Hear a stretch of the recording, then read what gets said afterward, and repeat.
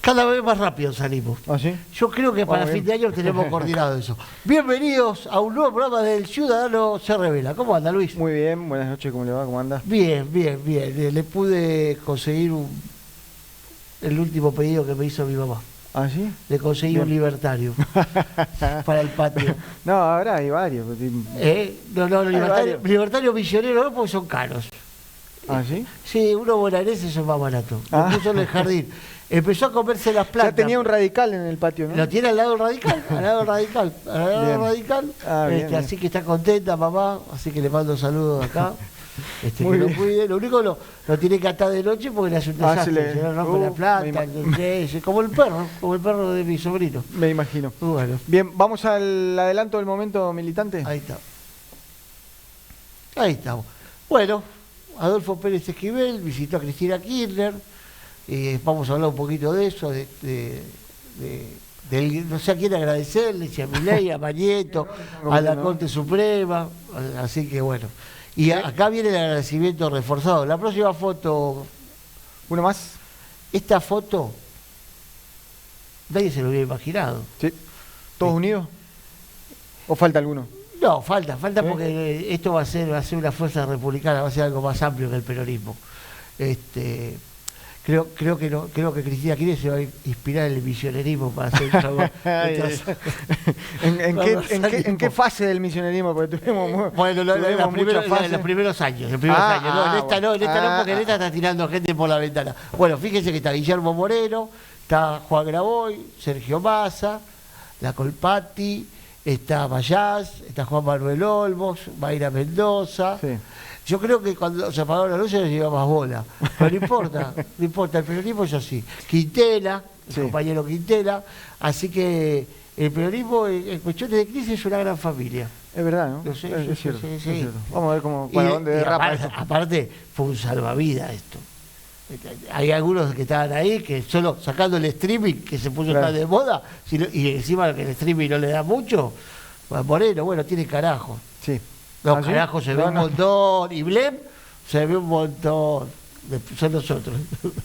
Bien, quiero hablar un poco en esta editorial de la oposición. Nos pasamos 2 semanas desde las elecciones hablando del oficialismo, de el resultado que sacó por primera vez debajo de los 30 puntos, de la estrategia Blen, y analizamos de todo tipo y se escucharon versiones de todos los colores. Pero yo creo que es un momento oportuno para hablar de la oposición, porque 7 de cada 10, o más de 7 de cada 10 electores misioneros votaron a algún referente de la oposición el 8 de junio. Eso, de cierta manera, me animo a decir, le da la sartén por el mango hoy a la oposición. Tenemos que decir que la pelota, hablando en términos futbolísticos, estaba empatando Boca con el Benfica recién 2-2, no sé cómo terminó. En términos, empató, me dice acá Jorge Gurle. Nuestro invitado Jorge Gurle. En términos futbolísticos, la pelota está en la cancha de la oposición. Eso significa que de acá en adelante tenemos que poner el ojo más encima de lo que haga la oposición, de lo que hagan por los misioneros, de la responsabilidad que tienen o no con el gobierno provincial, con el gobierno nacional. Hay algunos que casi festejan por adelantado este resultado, que fue un triunfo renovador, pero escuchaba interpretaciones y cálculos que me dio un poco de gracia porque decían, si sumamos el segundo con el tercero, le sacamos 10 puntos al primero, prácticamente estaban festejando el 2027. Y muchachos, en la renovación hay de todo, pero menos boludos. Hay algunos boludos, pero son minoría. Entonces pensar que el escenario del 2027 va a ser similar al que tuvimos en estas elecciones del 8 de junio es un poco sonso. Y festejar anticipadamente todavía más. Es verdad que hay un nuevo escenario opositor, hay 2 nuevos jugadores, 2 outsiders, como se le dice en este tiempo. Por un lado, Diego Harfield, de La Libertad Avanza, o el sello de La Libertad Avanza, porque los votos son del sello, no son de Harfield. Por otro lado, Ramón Amarilla, que sí cosechó un voto castigo hacia la renovación. Ahora, estos dos nuevos jugadores indican que hay un proceso de debilitamiento de la renovación, esa es la incógnita, o solamente es un cambio de caras y de nombres y después van a seguir los opositores divididos, peleados, sin un proyecto de provincia, sin propuesta, facilitando la continuidad de la hegemonía del Frente Renovador, como vino ocurriendo hasta ahora, ¿no? Porque si 7 de cada 10 misioneros votaron a la oposición, es responsabilidad de la oposición que no esté gobernando, o que esté gobernando la renovación. Entonces digo, hay un nuevo escenario, hay que mirar un poco más a la oposición de ahora en adelante, porque a la renovación ya le conocemos mucho, bien, con todas las mañas o casi todas. Hace 22 años gobierna el Frente Renovador. Tenemos un gobierno que promueve el equilibrio fiscal, que tiene déficit cero, si algún año tiene déficit al año siguiente lo corrige, que tiene su bandera de gestión en la salud pública, que promueve mucho una educación de calidad o de vanguardia, que trata de innovar y que apuesta a la economía del conocimiento. Eso es la renovación. Cuando tiene caja o cuando la economía crece, invierte mucho en obra pública, porque la obra pública derrama. Y en términos políticos, es un frente amplio, plural, que abre la puerta y trata de sumar siempre, de construir poder siempre, y que apuesta a un recambio en la juventud, en algunos casos, o en algunos lugares. Eso es la renovación, ya lo conocemos. Ahora tenemos que ver qué hace, qué hizo hasta ahora, y qué va a hacer, ojo con esto, qué va a hacer o qué van a hacer los líderes opositores de acá en adelante, los más votados, los principales referentes. Diego Harfield, el primer opositor más votado, ¿qué hacía por Misiones? ¿O qué hizo por Misiones? Hasta el 2025 nunca hizo nada por la gente, por decirlo de alguna manera. Era un tenista que luego se dedicó a ser asesor financiero, un broker, como se le dice, y se dedicaba a sus empresas. Vio la ola violeta, que venía bien en intención de voto, se subió a la ola, salió segundo. A ver qué hace después de este resultado hasta el 2027.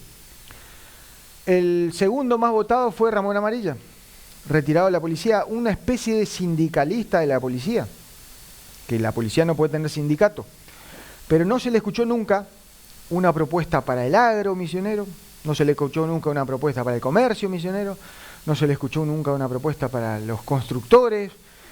El hombre, con el mérito que se ganó, peleaba por el salario de la policía, no más que eso, de ahí nunca se movió. Cosechó un voto bronca, hubo un error político, en realidad fue la justicia la que lo detuvo y creó un candidato competitivo, bien aprovechado por Miguel Núñez, que fue a buscarlo, le ofreció la candidatura, diputado del PRO, y cosechó el voto bronca, como decía. Pero propuestas no se escucharon. De acá en adelante también recomiendo, pongámosle el ojo, a ver qué hacen por los misioneros. El tercero más votado fue Cacho Bárbaro. Y acá, Nobleza Obliga fue el único que en los últimos 2 años, estando en el llano, porque no tenía cargo político, estuvo en las protestas yerbateras, estuvo en las protestas tabacaleras, estuvo generando acciones para lograr algún beneficio. Y ahora, esta semana, ya está convocando a una asamblea el 20 de junio en San Vicente para hacer 2 protestas, una al gobierno nacional por el INIM y otra a la legislatura provincial para sancionar la ley del IPIM, el Instituto Provincial de la Yerba Mate. Ahora, 10 días después de las elecciones, está con una movida que puede traer o no, veremos, beneficios para el sector yerbatero. El resto, nada. Y el cuarto más votado de la oposición fue Martín Arjol, que en el 2023 sacó 27 puntos, ahora se hizo radical con peluca, sacó 8 puntos. ¿Qué hizo Martín Arjol por los misioneros o por su cargo de diputado nacional en este tiempo? Hay que recordar, votó en contra de los jubilados, votó en contra de las universidades, y cuando se votó el presupuesto con el la zona aduanera también votó en contra. Hay que recordar qué hizo y hay que ver qué hace de ahora en adelante. Porque si no es muy fácil ser opositor y aparecer cada 2 años. Pararse enfrente de la casa de gobierno y tirarle piedra y romperle algunas ventanas al gobierno y tratar de cosechar el voto bronca o el voto enojo o el voto opositor. Por eso insisto con esto, hay que ponerle la mirada a los opositores que sacaron 72% de los votos el 8 de junio. Todos separados, ¿no?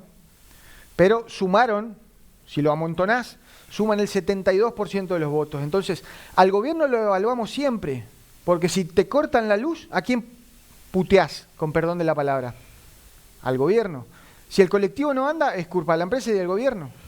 Si la salud pública no anda, ¿a quién reclamás? Al gobierno. Entonces el gobierno está en permanente evaluación. ¿Y la oposición? ¿Y la oposición que sacó el 72% de los votos? Pongamos más la mirada en la oposición para ver qué hace. O si no, aparecen cada 2 años a pedir el voto. Al gobierno se lo evalúa siempre. Me parece que ahora es momento o ahora empieza el plebiscito a la oposición. Bueno,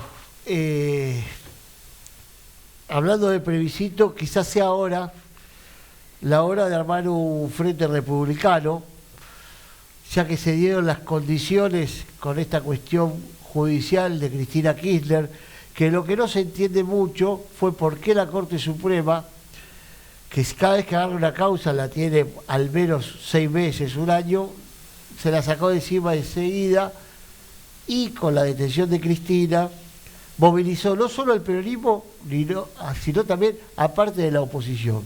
Hay un nuevo escenario político y aquellas provincias amigas de los libertarios, de Milei, de Guillermo Franco, que después en Momento Militante tenemos algo para mostrarle, van a tener que evaluar lo que hacen. Porque lo que pasó en Misiones fue que Misiones, al revés de otros lugares, nacionalizó la elección.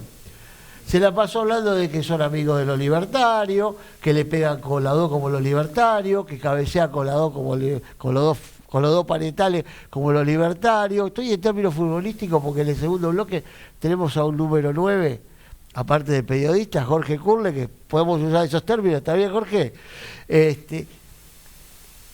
Misiones mimetizó la provincia con lo que estaba pasando a nivel nacional. Las campañas políticas, pero no solo Misiones, lo hizo Salta, lo hizo y Chaco. A Chaco le salió bien para los libertarios y para el gobernador del Chaco y los radicales que son con peluca en el Chaco. Lo que está haciendo ahora es una verdadera oposición social. Y hoy anoté algo porque me parece algo interesante, que contiene a otros que jamás se sumarían si Cristina Kirchner fuera candidata. Pero Cristina Kirchner ya condenada puede tener el dedo en una parte del peronismo o ahora en todo el peronismo que la va a bancar porque la oxigenó con este tema de aunar voluntades para hacer la resistencia al atropello judicial, que no es tan así, es muy discutido eso. Ahora también hay otra cosa. El protagonismo de Macri ahora, que no se entiende, porque Macri tiene una causa judicial como la de Correo, la de Milei con Libra, como dijimos la semana pasada. Así que puede ser que estén haciendo algo nuevo que también sirve para frenarlo a Milei. Milei putea a los periodistas, a Macri, a los radicales, a los peronistas, a las provincias, porque creo que si no se equivocan con la estrategia nuevamente, en octubre hay que tener cuidado con Milei, porque el objetivo próximo de Milei son las provincias. El espejo de Milei no es Donald Trump, es Víctor Orbán de Hungría. Y creo que Milei, la única manera que pueda llevar adelante su plan económico es con palo e intervención, no solo con planchar los sueldos, dibujar la inflación y planchar el dólar, sino van a tener que contener socialmente, porque las provincias, sí, mirá, te votamos lo que vos quieras, y te damos plata. Y un día va a decir basta, porque el próximo ajuste, lo dijeron, viene para las provincias. Así que las provincias tienen que fijarse bien. Yo entiendo que la moda, porque esto de los libertarios ahora ya lo pasamos con el macrismo, ¿no? Lo hemos pasado con el macrismo, lo hemos pasado con el kirchnerismo, porque alguna vez las provincias han sido kirchneristas en su mayoría. Hay que tener cuidado con eso. Y acá hay algo muy interesante. Una frase: éramos demasiado distintos y demasiado parecidos. No podíamos engañarnos, lo cual hace difícil el diálogo. Esto lo dijo Jorge Luis Borges en un cuento, lo que también sirve para ver hasta dónde se puede llegar a acordar con un gobierno que es muy parecido en algunas cosas al kirchnerismo, es muy parecido en algunas cosas al peronismo, o mejor dicho, es muy parecido a todo gobierno que toma el poder. Nada más que estos tienen menos conciencia social y democrática y avanzaron hasta ahora. Gracias a la Corte Suprema, gracias a Mañeto, gracias a la Nación, a quien sea, le crearon un polo opositor al gobierno nacional, lo cual, para terminar, digo, las provincias tienen que fijarse bien a dónde van, porque se pueden disfrazar de libertarios, pueden pensar como libertarios, pueden copiarles a los libertarios, pueden contratar a los publicistas libertarios, pueden invitar a los comunicadores libertarios, pero nunca van a ser tomados como libertarios por Milei y por toda la manga de dementes que pisan la Casa Rosada y que todavía tienen el poder. Vamos a ver hasta cuándo. Muy bien, y vamos a hablar de economía ahora. La columna de Jerónimo García. Jerónimo García, la columna se llama "La deuda externa nos convierte en un país dependiente y semicolonial". Pues esta semana obviamente estuvo asignado por los temas políticos, la condena a la expresidenta Cristina Fernández de Kirchner. Pero en materia económica también fue bastante movida porque se acerca julio, viene una revisión del Fondo Monetario Internacional y Argentina tiene que demostrar que aumentó la reserva en 4.000 millones de dólares netos. ¿Cuál es la primera medida que toma? Apostar al carry trade. Y saca la resolución que había que mantenerse en pesos durante los 6 meses posteriores a las operaciones de cambio de dólar, inversión y vuelta al dólar. Y lo otro es confiado en que el Fondo Monetario le iba a adelantar 2.000 millones de dólares o, en caso contrario, conseguir un perdón por las obligaciones contraídas. Ninguna de esas dos cosas pasó y tuvo que salir al mercado.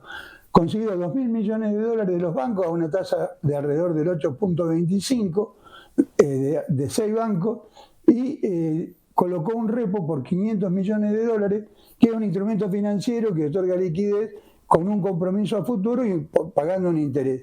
Y a cambio entrega un bono. Lo llamativo de esto es que al ministro de Economía lo llama Scott Bessent, que es el secretario del Tesoro de los Estados Unidos, y le dice: ¿por qué había agarrado plata de los chinos? Porque 3 de los bancos son chinos. El Banco de China, el ICB y el Standard Bank. Pero resulta que esos bancos chinos pusieron el doble del dinero para llegar a los 2.000 millones que los bancos americanos, que eran la JP Morgan, el Citibank y el Santander. O sea, se enojan porque agarramos plata de los chinos, pero ellos no la quieren poner. Esta es la situación y así vamos a llegar a la revisión con el fondo. Falta conseguir todavía 1.500 millones de dólares. El gobierno, para tener una idea de lo que está pasando, el gobierno gastó, según cifras oficiales, 18.500 millones de dólares, que es el superávit fiscal del 2024. 23.000 millones de dólares del blanqueo fiscal del año pasado. 27.000 millones de dólares, que es más o menos lo que liquidó el campo durante este periodo.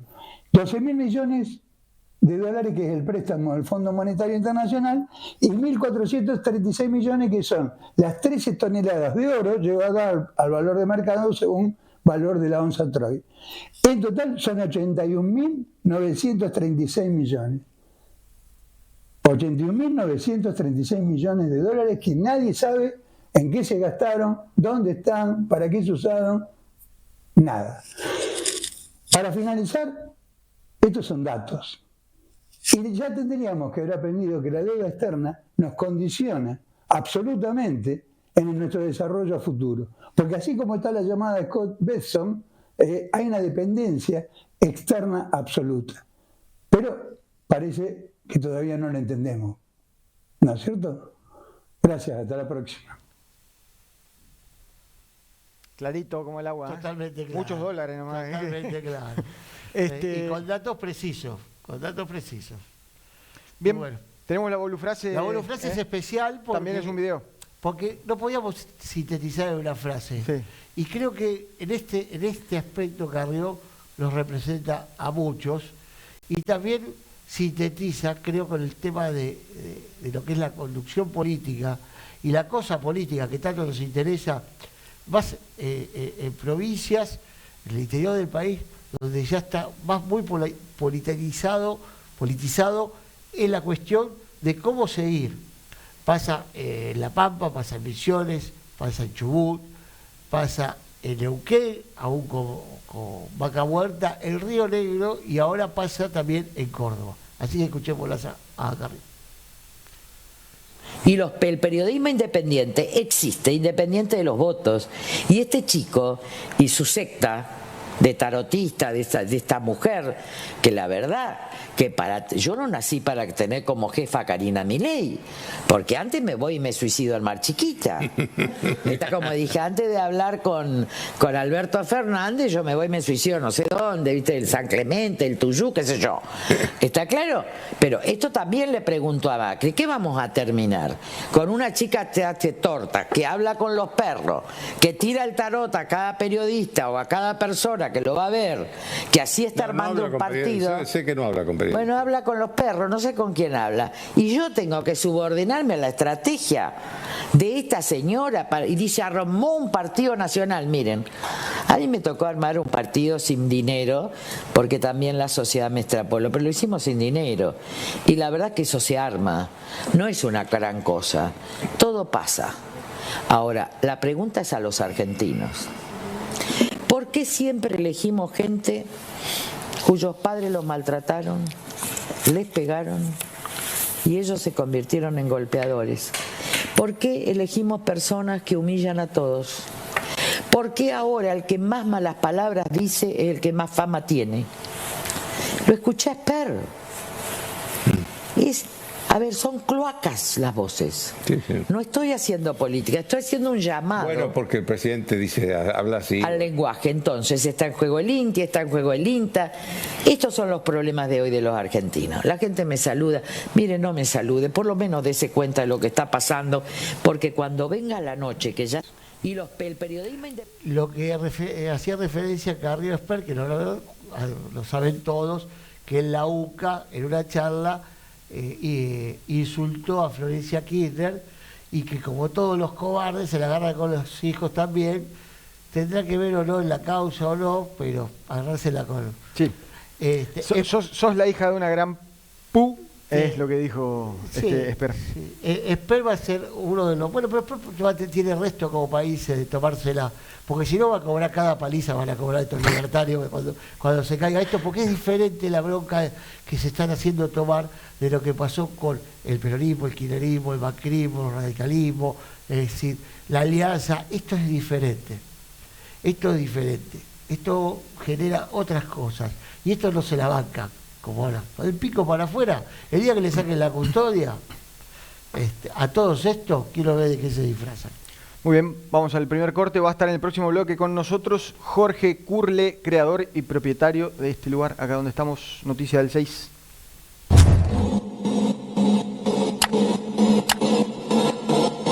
Y desde allí, indudablemente, es extraído el cuerpo prácticamente del segundo cuerpo de ejército. Tiene varios impactos de bala al vehículo. También ustedes pueden ver que los cristales están completamente astillados. En estos momentos, funcionarios policiales